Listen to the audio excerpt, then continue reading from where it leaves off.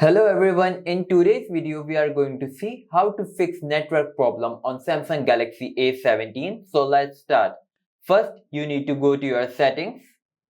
Then here you will see connections option. Tap on it and from here as you can see my mobile is on flight mode.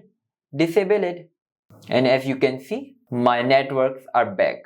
But if you are still facing this problem then I recommend you to go to SIM manager and select the SIM on which you want your network on.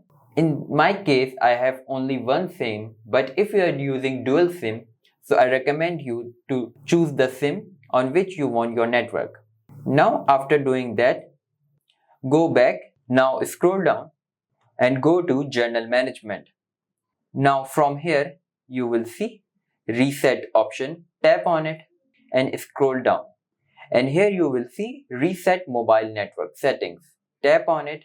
Now tap on Reset. Now I want to tell you that it will not reset your mobile. It will only reset your mobile network settings. So don't worry. Now tap on this option and enter your current mobile PIN. Now tap on Reset. Now as you can see network settings reset. Now as you can see from here our mobile network is working absolutely fine. So I hope you like this video. If you do like, please hit like, subscribe, and I will see you in next video.